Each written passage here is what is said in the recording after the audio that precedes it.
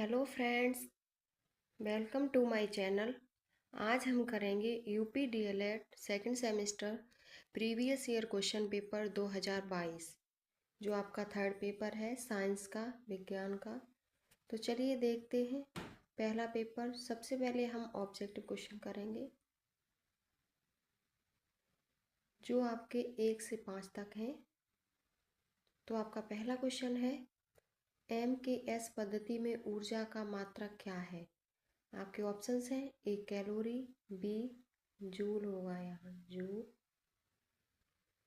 सी Newton, D milligram. आपका right option है B joule.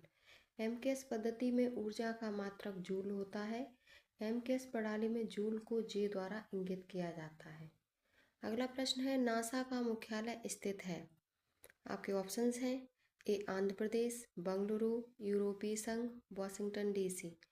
Right option होगा वॉशिंगटन डीसी।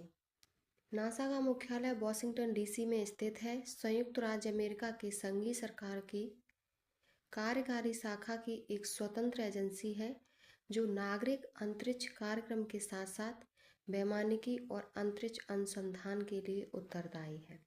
आपका अगला प्रश्न है, निष्क्रिय गैस का इलेक्ट्रॉनिक विन्यास है? आपके ऑप्शंस हैं 2.6, 2.7, 2.8 और 2.8, 2। आपका राइट ऑप्शन है 2.6। निष्क्रिय गैस का इलेक्ट्रॉनिक विन्यास S बराबर 2, P बराबर 6 जहाँ उपकोष या ऊर्जा स्तर है और इलेक्ट्रॉनों की संख्या को दर्शाता है। अगला प्रश्न है, जल में घुलनशील विटामिन हैं? आपके ऑप्शंस हैं vitamin A, B, vitamin D, vitamin K और विटामिन सी। राइट ऑप्शन है डी, विटामिन बी और सी जल में घुलनशील होते हैं और ए, डी, ई, के ये वसा में घुलनशील होते हैं। जल में घुलनशील विटामिन सी है जो विटामिन सी और बी कॉम्प्लेक्स के कुछ रूप पानी में भी घुलनशील होते हैं।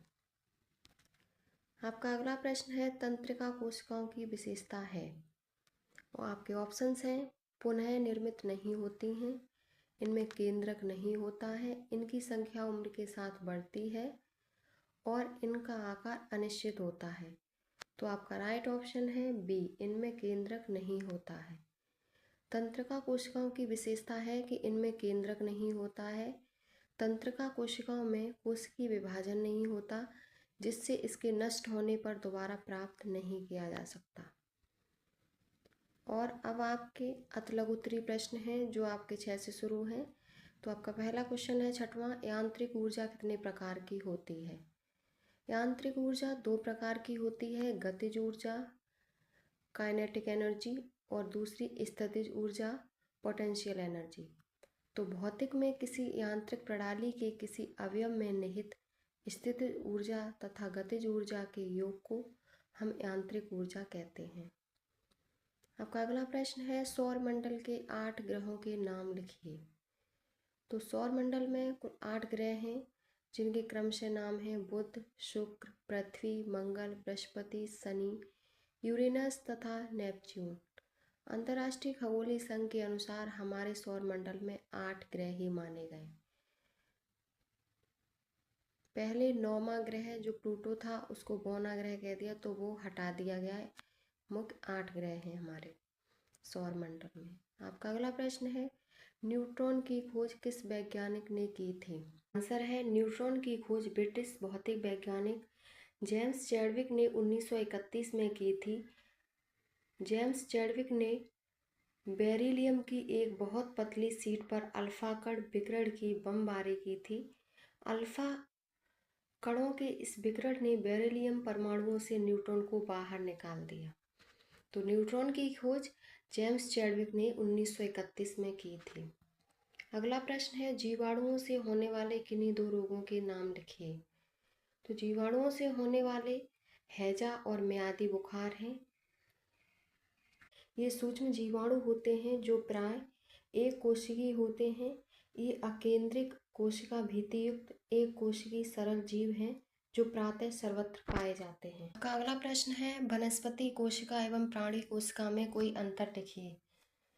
तो वनस्पति कोशिका और प्राणी कोशिका में दो अंतर। पहले कोशिका भित्ति, जो वनस्पति कोशिका में एक कठोर और निश्चित आकार वाली कोशिका भित्ति होती है जो सेलुलोज से बनी होती है, और प्राणी कोशिका में कोशिका भित्ति नहीं होती, केवल एक पतली और लचीली कोशिका कला होती है। सेकंड है प्लास्टिड। वनस्पति कोशिका में प्लास्टिड होते हैं जो प्रकाश संश्लेषण और अन्य कार्यों के लिए महत्वपूर्ण होते हैं, जबकि प्राणी कोशिका में प्लास्टिड नहीं होते। आपका अगला प्रश्न है समस्थानिक किसे कहते हैं, उदाहरण दीजिए। समस्थानिक एक ही तत्व के ये परमाणु होते हैं जिनकी परमाणु संख्या समान होती है लेकिन संख्या भिन्न होती है,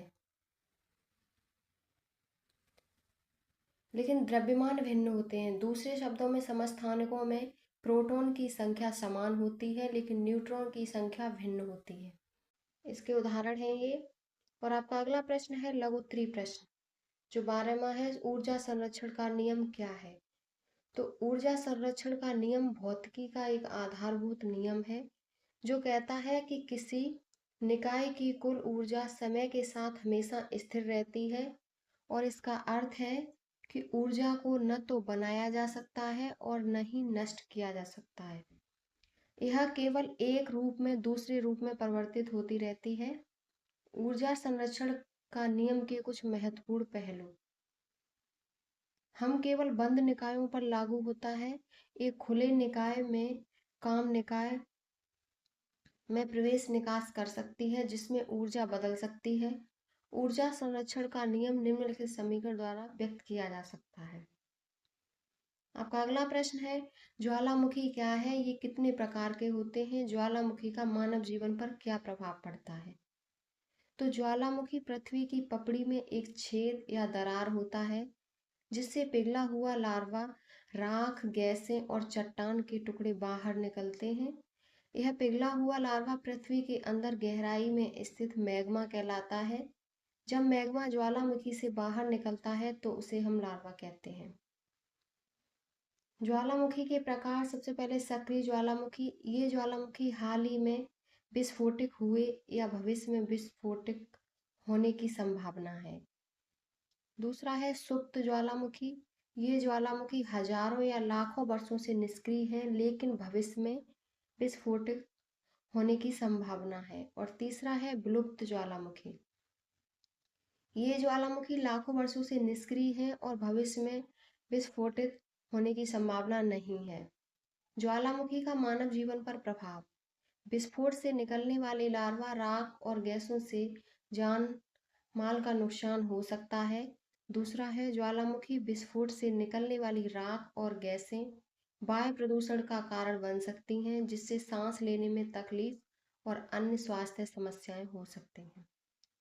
आपका अगला प्रश्न है उत्क्रमणीय तथा अनुत्क्रमणीय परिवर्तन को उदाहरण सहित समझाइए। तो सबसे पहले उत्क्रमणीय, ये वे परिवर्तन जिनके विपरीत परिवर्तन भी संभव होते हैं उत्क्रमणीय परिवर्तन कहलाते हैं, जैसे बर्फ का पिघलना, पानी से भाप बनना, कागज को मोड़ना, ये उत्क्रमणीय परिवर्तन होते हैं। और आगे है अनुत्क्रमणीय परिवर्तन। ये परिवर्तन जिनके विपरीत परिवर्तन संभव नहीं होते, या हम कह सकते हैं यदि हम किसी वस्तु को उसके मूल रूप में वापस नहीं ला सकते तो वह परिवर्तन अनु उत्क्रमणीय परिवर्तन कहलाता है, जैसे लकड़ी का जलना, भोजन का पचना, कागज का जलना, लोहे का जंग लगना। अगला है अम्ल वर्षा किन दो ऑक्साइडों के वातावरणीय जल के साथ क्रिया करके बनते हैं। तो अम्लीय वर्षा एक रासायनिक प्रतिक्रिया के कारण होती है जो तब शुरू होती है जब सल्फर डाइऑक्साइड और नाइट्रोजन ऑक्साइड ऐसे यौगिक हवा में छोड़े जाते हैं। पदार्थ अनुमंडल में बहुत ऊपर तक जाते हैं जहां से पानी, ऑक्सीजन और अन्य रसायनों के साथ मिलकर प्रतिक्रिया करते हैं और अधिक अम्लीय प्रदूषक बनाते हैं जिसे हम अम्लीय वर्षा के रूप में जाने जाते हैं। अम्ल वर्षा पर्यावरण के लिए बहुत हानिकारक होती है और यह जलीय जीवन, वनस्पतियों और मिट्टी को नुकसान पहुंचाती है। इमारतों और मूर्तियों को भी क्षति पहुंचा सकती है। अगला प्रश्न है कंकाल तंत्र के कार्य लिखिए। तो कंकाल तंत्र के निम्न कार्य होते हैं। पहला है कंकाल का कार्य शरीर को आकृति देना, सहारा प्रदान करना, चलने फिरने में योगदान देना और कोमल अंगों को सुरक्षा प्रदान करना।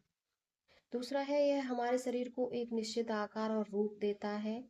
और तीसरा है पेशियों को जोड़ने और उन्हें गति प्रदान करने में मदद करता है। और चौथा है ये हमारे शरीर के महत्वपूर्ण अंगों जैसे मस्तिष्क, हृदय, फेफड़े और यकृत को सुरक्षा प्रदान करता है। और कंकाल तंत्र मांसपेशियों के साथ मिलकर शरीर को गति प्रदान करता है। आपका अगला प्रश्न है मृदा अपरदन से आप क्या समझते हैं, इसके कारण एवं रोकने के उपाय पर प्रकाश डालिए। मृदा अपरदन एक प्राकृतिक प्रक्रिया है जिसमें मिट्टी की ऊपरी परत हवा और पानी के प्रभाव से बढ़ जाती है। यह एक गंभीर समस्या है जो कृषि पर्यावरण पहुंचाती है। मृदा अपरदन के कारण जैसे वृक्ष का अविवेकपूर्ण कटाव, वानस्पतिक फैलाव का घटना, वनों में आग लगना, सिंचाई की त्रुटिपूर्ण विधियों अपनाना। और इसके रोकने के उपाय हैं वन संरक्षण, वृक्षारोपण और बांध बनाना। आपका अगला प्रश्न और लास्ट प्रश्न है तंत्र का ऊतक का नामांकित चित्र बनाएं और इसके कार्य के बारे में लिखिए।